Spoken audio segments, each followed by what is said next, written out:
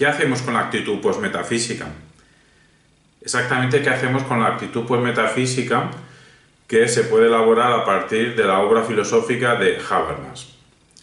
Lo que vamos a compartir ahora es una reflexión de fondo que vamos a tener en los próximos años. No es una cuestión que vayamos a resolver próximamente, sino va a ser una proximidad a medio plazo, incluso a lo mejor largo plazo. Actitud posmetafísica a partir de Habermas. Jürgen Habermas, en la actualidad, todavía vivo, pues puede ser considerado el filósofo más importante del mundo, o al menos uno de ellos, de los que ha dejado mayor pozo cognoscitivo en la segunda mitad del siglo XX y sigue en activo en 2020. Su obra es inmensa, nuestra aproximación a la misma es limitada, evidentemente. Textos introductorios que recomendamos, por ejemplo, el de Enrique Ureña, La teoría crítica de la sociedad, de Habermas. Lo que pasa es que este libro lo hizo antes de su obra principal de 1981 de Teoría de la acción comunicativa, pero es un libro excelente. También, para tener una idea de conjunto, recomendamos una biografía de Jürgen Habermas, de Stefan Müller, y es muy interesante porque hace un recorrido a la vez biográfico y a nivel de contenido. Entonces nos sirve para entender que en Habermas, como en todas las personas que analizan problemas que tienen que ver con el conocimiento, con la ontología, con la realidad, pues que la ontología y el conocimiento está relacionado con la política. Entonces, al final, uno puede sacar la conclusión de que los textos de Habermas sobre el lenguaje, sobre el conocimiento, en realidad son textos sobre política, porque su propuesta dialógica, su propuesta de una ética comunicativa, pues al final va a desembocar en una concepción de que el mejor futuro como europeos que podemos encontrar, según Habermas, pues es una Europa confederada que haga de contrapeso, que haga de freno, según Habermas. Así se podría conseguir, con una Europa políticamente unida y unida como poder confederado, esa Europa unida de esa manera, a través de políticas de consenso, pues sería un contrapeso a la globalización capitalista, al neoliberalismo, al economicismo. Entonces está unido su compromiso ontológico con cómo funciona la realidad humana, que funciona a través del diálogo, del consenso, de interacciones comunicativas entre los seres humanos que buscan alcanzar la verdad o no pueden vivir si no tienen cierta idea de la verdad, y esa idea de la verdad se llega a través de un diálogo. Pues esa opción ontológica está relacionada con una opción política. Por eso es muy interesante esta biografía de Habermas, y luego ya de sus textos pues hemos podido estudiar sus escritos filosóficos. Es una compilación. Evidentemente hemos estudiado a fondo la teoría de la acción comunicativa, asimismo conciencia moral y acción comunicativa, el discurso filosófico de la modernidad. Bueno, pues todo este estudio de Habermas lo concretamos en su actitud posmetafísica, y nuestro planteamiento, al menos inicial, es de aceptación de la actitud posmetafísica de Habermas. La aceptamos en líneas generales su actitud posmetafísica. Eso que Habermas cree que debe asumir el pensamiento filosófico. Para Habermas su actitud posmetafísica no es una opción personal, evidentemente claro que es una ocurrencia muy elaborada, subjetiva, pero para él es la propuesta para el pensamiento filosófico del siglo XXI. Entonces, ¿qué cogemos nosotros? ¿Qué nos interesa de la actitud posmetafísica de Habermas? Y son unos elementos, unos rasgos descriptivos, definitorios del contorno de la actitud metafísica, que nos podemos hacer una idea de qué está planteando Habermas.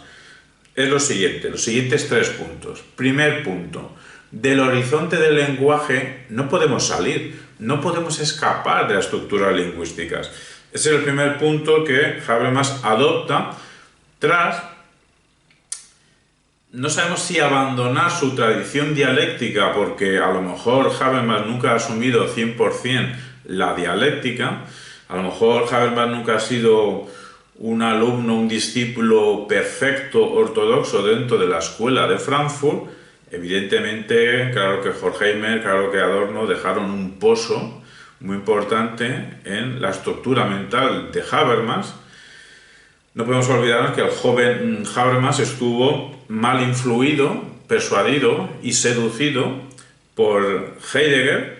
Lo que pasa es que Habermas tuvo la maestría y la madurez y la valentía de hacer un análisis de qué conocimientos tenía, qué suponía el pensamiento de Heidegger después de la Segunda Guerra Mundial y poner negro sobre blanco en la prensa alemana sus críticas a la vinculación de Heidegger con el nazismo.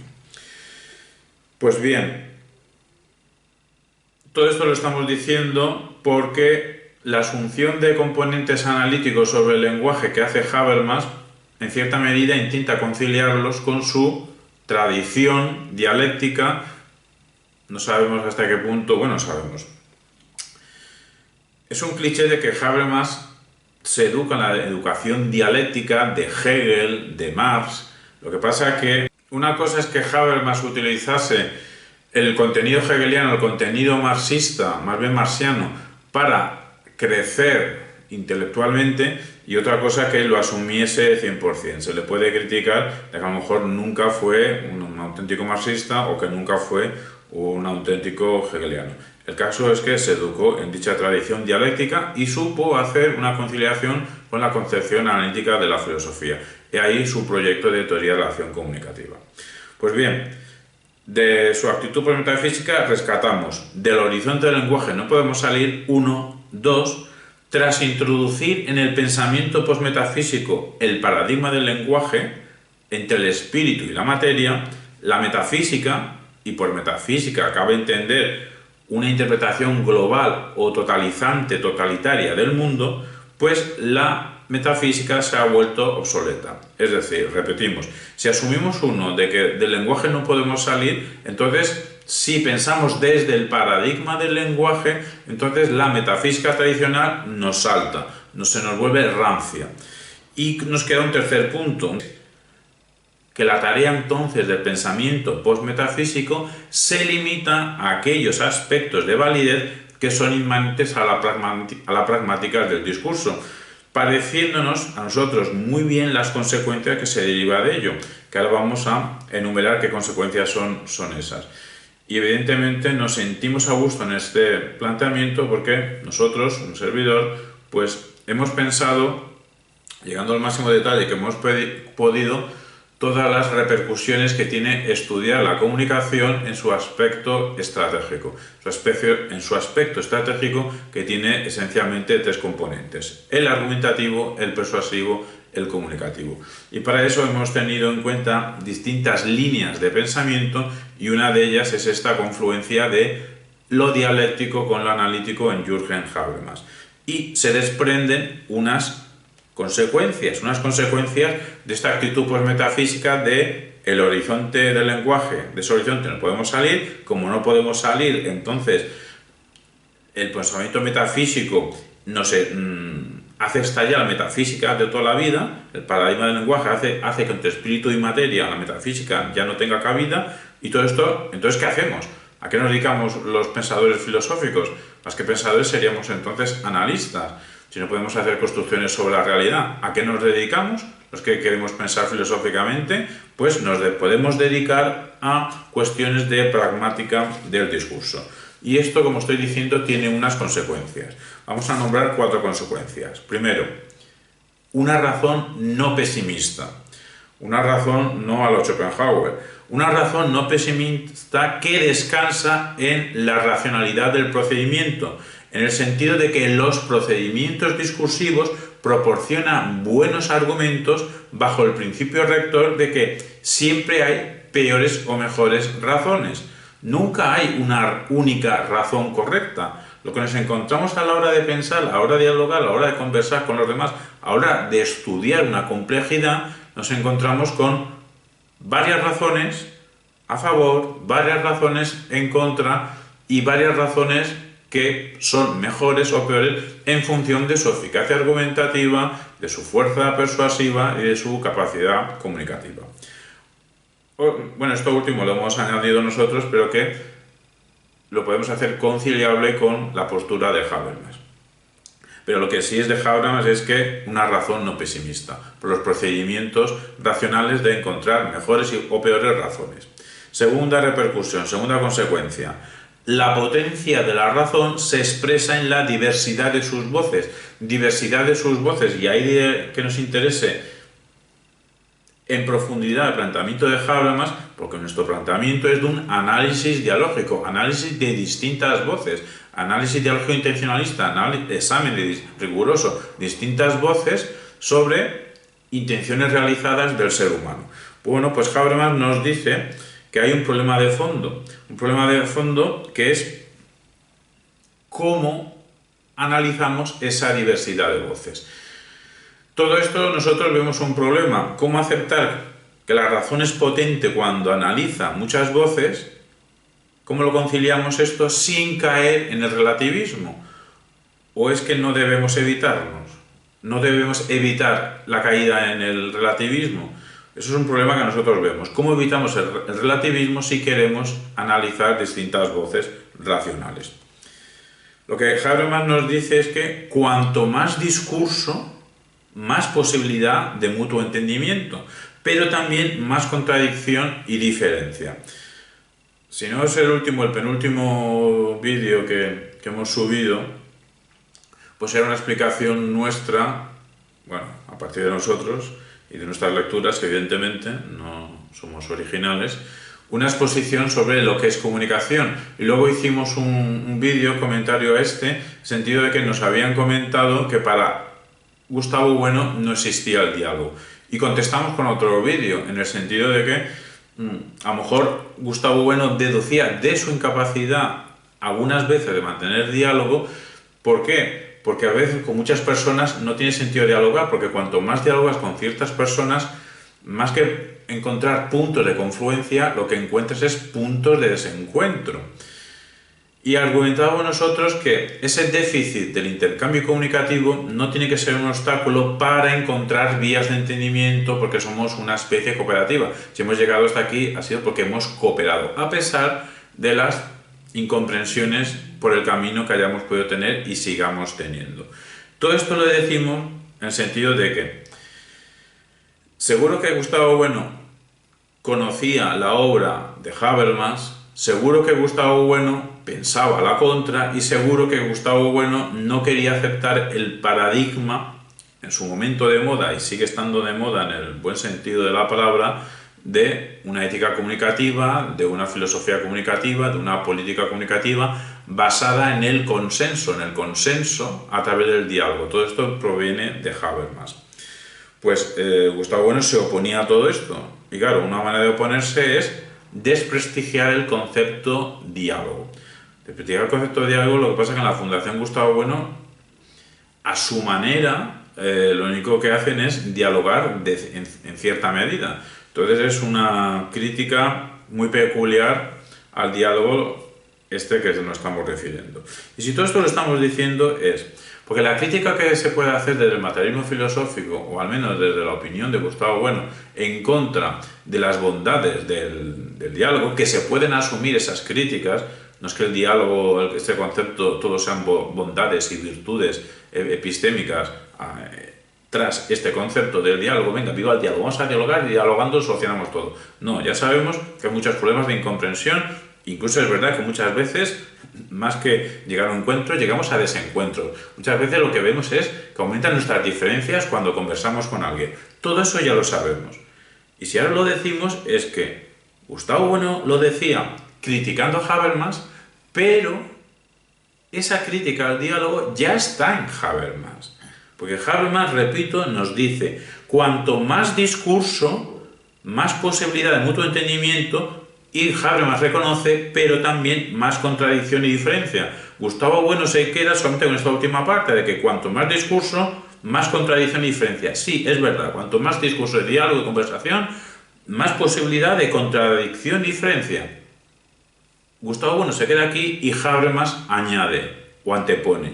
Sí, pero también más posibilidad de mutuo entendimiento. Nosotros simplemente recordamos que somos una especie cooperativa, si hemos llegado hasta aquí es porque hemos encontrado mínimas dosis o máximas, o ya cada cual que evalúe la historia según su conocimiento. Hemos llegado hasta aquí por dosis de entendimiento. Pocas, muchas, eso ya el grado es otro tema. Por lo que, siguiendo este planteamiento de Habermas, es urgente la necesidad de aclaración discursiva. Y repetimos que ahí es donde nos interesa el planteamiento de Habermas, la necesidad de aclaración discursiva. Quizá entonces ya no hacen falta filósofos, en el sentido amplio de la palabra. Lo que pasa es que a lo mejor ahora nos contradecimos nosotros mismos, a la hora de dialogar hay contradicción, en el sentido de que cómo vamos a pensar si no estamos dentro de un sistema filosófico. Fuera un sistema filosófico, a lo mejor hace mucho frío. Gustavo Bueno podía pensar porque tenía un sistema filosófico, y en líneas generales se puede más o menos aceptar que Habermas también, su larga obra filosófica, todavía no concluida biográficamente, se puede considerar en cierta medida, si no un sistema filosófico, un proyecto filosófico contundente, explicativo del ser humano, de la realidad y de la sociedad, en cierto modo cerrado y coherente y con unas categorías que ayudan a entendernos. Entonces decimos nosotros, si hay una urgente necesidad de aclaración filosófica, entonces ya tienen tarea ya los analistas filosóficos. No sé si filósofos, pero analistas filosóficos. Y repetimos que por muy analista filosófico que seas, tendrás que pensar al menos de ciertas coordenadas estructurales, desde cierto sistema filosófico. La pregunta es también si puedes pensar teniendo en cuenta varios sistemas filosóficos, en el supuesto de que esos sistemas filosóficos entre ellos sean incompatibles entre sí. De esto va este vídeo, de esto va esta comunicación sobre un problema de fondo que tenemos para los próximos años. Todo esto, lo que queremos apuntar es que ese analista filosófico lo que tiene que hacer es realizar discursos relevantes sobre el mundo, pero desde el punto de vista del análisis. La relevancia que podemos hacer en nuestro discurso se limita a hacer aclaraciones de los discursos. Aquí retomamos pues una motivación de la concepción analítica de la filosofía, su modestia intelectual de que ya no va a explicar el mundo, sino que simplemente va a aclararlo. Lo que pasa es que dentro de la concepción analítica de la filosofía, entendida esta en un sentido amplio, pues también ha habido sistemas filosóficos, como el de Mario Bunge. A lo mejor Mario Bunge, él prefiere que se le llame, que lo suyo es sistemismo, emergentismo, una filosofía científica exacta, pero su claridad, su rigor entra dentro de una concepción analítica entendida en sentido amplio. Es decir, que mucho aclarar, mucho no debemos tener la prepotencia de un sistema filosófico, pero repetimos que tenemos la dificultad de cómo vamos a aclarar, cómo vamos a hacer análisis fuera de un sistema filosófico. Entonces tenemos que pensar. Estamos aquí planteando sistemas filosóficos que nos pueden servir, en general, de puntos de agarre conceptual. El materialismo de Bunge, el materialismo de Gustavo Bueno, y aprovechamos para decir que podríamos hablar de un materialismo hispánico añadiendo a Mario Bunge, añadiendo a Gustavo Bueno, añadiendo a Sánchez Ortiz de Urbina y añadiendo a Lorenzo Peña. Quizá a lo mejor no haya un único elemento que mantenga los cuatro, salvo el materialismo, pero aparte del materialismo, a lo mejor no había un único elemento, un rasgo definitorio que los explique a los cuatro, pero sí, 2 o 3 elementos que los tienen casi todos, y entre los cuatro es un movimiento de pensamiento potente, siempre teniendo claro que no fueron una escuela, no trabajaban juntos. Y Sánchez Ortiz de Urbina y Lorenzo Peña todavía siguen vivos y todavía siguen pensando. Bueno, otra repercusión. Hemos nombrado 2 repercusiones. Una razón no pesimista, y otra que la razón, su potencia, se expresa en el análisis, en la perspectiva de distintas voces. Tercera repercusión. Quedan entonces fuera de lugar tanto las pretensiones dogmáticas de las doctrinas religiosas como la priorización del modo de conocimiento propio de las ciencias de la naturaleza, objetivadoras. No estamos diciendo nuestro punto de vista, estamos diciendo el punto de vista de la actitud postmetafísica de Habermas, que quedaría como repercusión, como consecuencia de su actitud postmetafísica, fuera de lugar las pretensiones dogmáticas tanto de la doctrina religiosa como de las actitudes objetivadoras provenientes de la ciencia de la naturaleza. Algo que a nosotros, este último punto de la ciencia de la naturaleza, nos chirría. Lo que nos chirría es otra repercusión que sale de todo esto. Porque una repercusión, la cuarta repercusión y última que vamos a nombrar, repercusión de la anterior, en realidad de las tres anteriores, es que Habermas tiene o propone una renuncia a la pretensión de poseer un acceso privilegiado a la verdad. Un solo acceso privilegiado a la verdad, que eso pueda existir, privilegiado, o sea, por encima de los demás, que tenga prioridad, que tenga preeminencia, Habermas lo descarta esa posibilidad. Nosotros ingenuamente todos nos preguntamos, ¿seguro que en algún campo no se puede alcanzar? ¿No se puede alcanzar tener un acceso privilegiado a la verdad? Lo típico serían las matemáticas. Nos preguntan, bueno, en las matemáticas tampoco. Bueno, y por contraponer una cosa aparentemente distinta a las matemáticas, en la historia tampoco.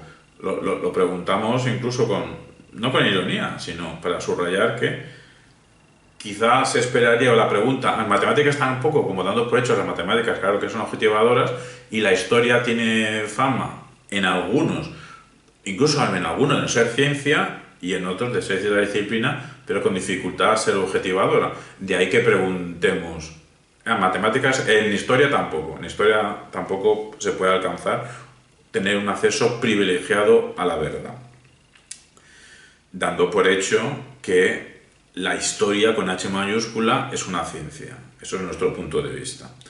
Tienen procedimientos rigurosos de explicar, comprender y criticar la realidad humana.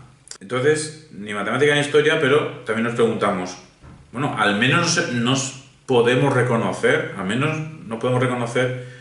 que nos podemos quedar al menos con la mejor argumentación posible y que dicha mejor argumentación posible pudiese funcionar momentáneamente hasta que no surja otra mejor argumentación posible con un acceso privilegiado a la verdad dentro de cierto contexto, estudiando cierta complejidad.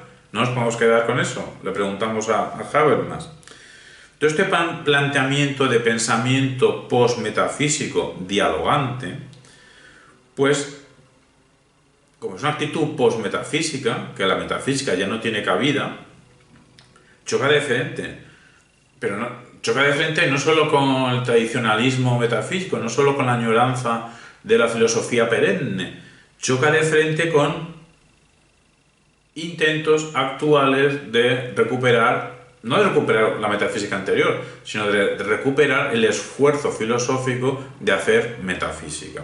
En el siglo XX, tanto de personas, siglo XX, siglo XXI. Siglo XX sería Zubiri y siglo XXI sería el realismo especulativo. Porque a todo esto nos aparece lo que acabo de decir. Nos aparece la obra de Zubiri, nos aparece la obra del realismo especulativo. Porque repetimos, el planteamiento postmetafísico de Habermas choca con la promesa de cierta metafísica, en cierta medida válida, desde Zubiri. Y las concepciones del realismo especulativo del siglo XXI no implican una metafísica que no queda otra que aceptar, dado al menos la sugerencia de su forma de expresar las preguntas que realizan los realistas especulativos. Bueno, pues esas son preguntas que para nosotros nos parecen importantes, que hay que hacerle a Habermas.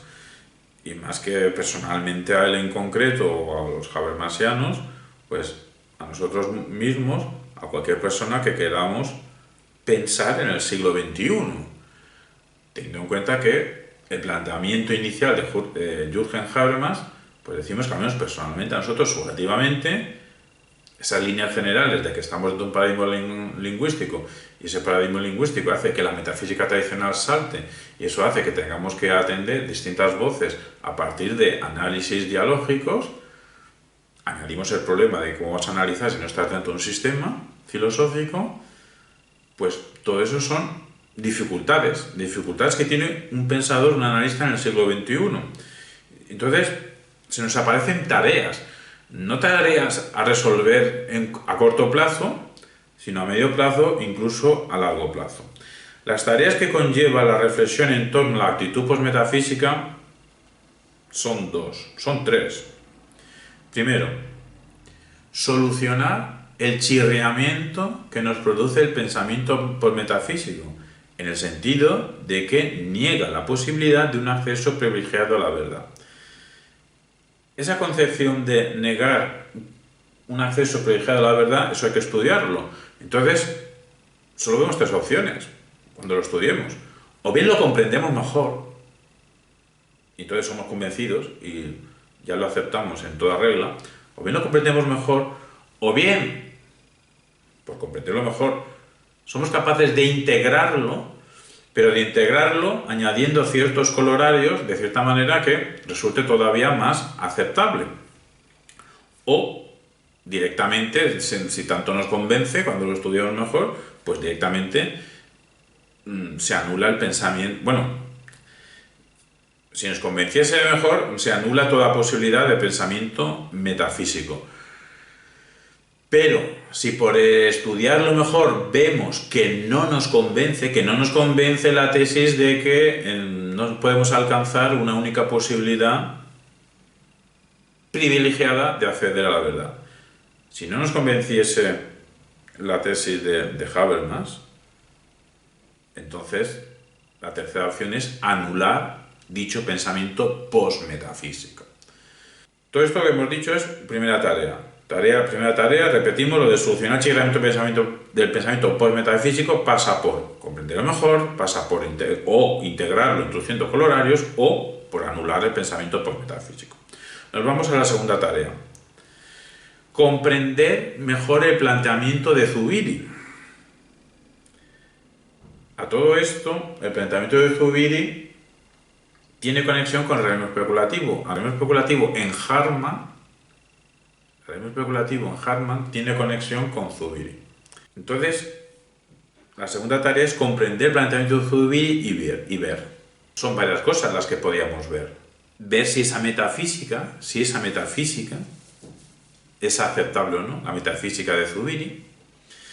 Porque si no lo es, si la metafísica de Zubiri no lo es, pues se ha acabado el problema. Se ha acabado el problema de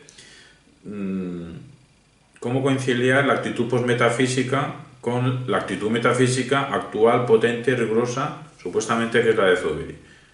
Si no nos convence Zubiri, ya se ha acabado dicho problema, si no es aceptable. Pero si es aceptable, se acaba el problema, pero si es aceptable, entonces hay que ver si se puede compatibilizar la metafísica zubiriana con el pensamiento postmetafísico de Habermas. Eso sí es aceptable. También hay que ver si la metafísica de Zubiri hay que aceptarla y no se puede integrar en el pensamiento postmetafísico. Porque es que una vez que se acepta, caben dos opciones. O es compatible con el pensamiento postmetafísico de Habermas, o la metafísica de Zubiri no es compatible con el pensamiento postmetafísico de Habermas. Entonces, o se abandona o se reformula dicho pensamiento postmetafísico. Repetimos que lo que tiene que ver con comprender el planteamiento de Zubiri pasa por ver si esa metafísica de Zubiri es aceptable o no, porque si no lo es, acaba el problema. Y si lo es, si es aceptable, entonces hay que ver cómo se compatibiliza con el pensamiento postmetafísico de Habermas. Si no se puede compatibilizar, entonces, si no se puede compatibilizar y aceptar la metafísica de Zubiri, hay que abandonar el pensamiento postmetafísico de Habermas. Bueno, y cuando decimos estudiar la obra de Zubiri, ¿a qué nos estamos refiriendo? La obra de Zubiri también es inmensa, tiene muchas obras, afortunadamente está casi toda, o yo creo que prácticamente toda, publicada, está editada, pero tiene mucha obra pedagógica, de magisterio filosófico, y tiene otra obra de producción filosófica. Evidentemente, nosotros no disponemos de toda la obra de Zubiri entera, pero al menos tenemos algo de la obra de Zubiri. Como introducción, esto es la obra de Zubiri que tenemos, como introducción recomendamos Voluntad de Verdad para leer a Zubiri de Diego Gracia. Esta obra es excelente como introducción, como propedéutica para entender la estructura del pensamiento de Zubiri. Y el pensamiento metafísico de Zubiri, pues hay que estudiar más o menos cronológicamente, hay que estudiar sus primeros escritos de 1921-1926. Asimismo, pues hay que estudiar Naturaleza, Historia y Dios, Ciencia y Realidad, Acerca del Mundo, Sobre el Sentimiento y la Abolición, Sobre la Esencia, Sobre la Realidad, El hombre, lo real y lo irreal, Estructura dinámica de la realidad, Estructura de la metafísica, Espacio, tiempo, materia, Tres dimensiones del ser humano, individual, social, histórica. Y la trilogía Inteligencia sentiente, Inteligencia y logos, Inteligencia y razón. La misma operación que hay que hacer en Zubiri con la misma estructura mental, pues hay que hacer con el realismo especulativo. Y puestos a enseñar libros, pues evidentemente tampoco tenemos la bibliografía entera del realismo especulativo, pero al menos podemos estudiar, recomendamos la tesis doctoral de Ernesto Castro, Realismo postcontinental, muy bien escrita, y evidentemente pues ya las obras de Nihil desencadenado, de Ray Brassier, Después de la finitud, de Quentin Meillassoux, Graham Harman, hacia el realismo especulativo, y aquí reconoce que empezó a pensar sobre estas cuestiones a partir de leer la obra de Javier Zubiri, El objeto cuádruple, una metafísica de las cosas, después de Heidegger, también de Harman, y la compilación de distintos artículos de estos autores, realismo especulativo. Esto es lo que nos referimos por estudiar realismo especulativo, al menos estas obras. Bueno, hay que estudiar el realismo especulativo, hay que ver en qué parte del realismo especulativo procede como una consecuencia de la lectura de Zubiri, estamos diciendo cuál es la conexión Zubiri-realismo especulativo, y hacernos la pregunta: ¿es aceptable el realismo especulativo? Aquí solo caben dos opciones. Lo que pasa es que estoy pensando que la respuesta será en función de a qué sistema filosófico a lo mejor le estemos dando preeminencia a la hora de dar la respuesta. De momento estamos en coordenadas analíticas, en coordenadas materialistas, y nuestra propuesta es de poder construir un análisis dialógico intencionalista. Si hacemos la pregunta si es posible aceptar el realismo especulativo, solo caben dos respuestas: o no, o sí. Si no es aceptable el realismo especulativo, pues fin del problema. Bueno, cuando lleguemos aquí, bueno, fin del problema del realismo especulativo, una cosa menos.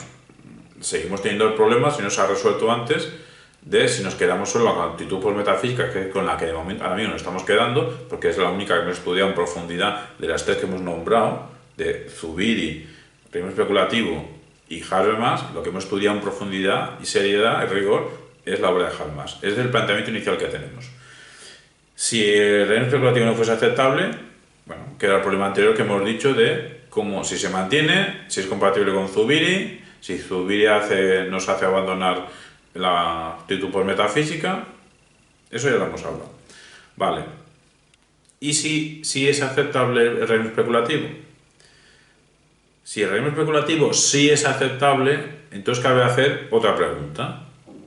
¿Es compatible el realismo especulativo con el pensamiento postmetafísico? Pues ante esta pregunta de si es compatible el realismo especulativo con el pensamiento metafísico, solo cabe dos preguntas. ¿No es compatible o si es compatible? Si no es compatible, entonces el realismo especulativo con la actitud postmetafísica de Habermas, si no es compatible, entonces nos salen también dos opciones. Una, se abandona el pensamiento postmetafísico, porque estamos diciendo que no es compatible una vez que hemos respondido que sí es aceptable. Acordaos que la primera pregunta es si es aceptable o no. Si no es aceptable, se acaba el problema del realismo especulativo. Pero es que si sí es aceptable, lo aceptamos. Si lo aceptamos, nos preguntamos si es compatible, pero ya está aceptado. Si aceptando el realismo especulativo resulta que no es compatible con la actitud metafísica de Habermas, quedan dos opciones. O abandonamos el pensamiento postmetafísico, lo abandonamos, porque lo que resulta aceptable es el realismo especulativo, lo abandonamos, o se reformula el pensamiento postmetafísico acoplándolo al realismo especulativo, intentando conjugar las virtudes de ambos y a ser posibles sin los déficits cognitivos de ambos. Pero cabe otra respuesta a la pregunta de si son compatibles el realismo especulativo con el pensamiento postmetafísico. Si la respuesta es que sí son compatibles, pues si son compatibles, si hemos aceptado el pensamiento postmetafísico de Habermas y el realismo especulativo, si son compatibles, entonces buscamos otro reto. Ya tenemos tarea para la tercera década del siglo XXI.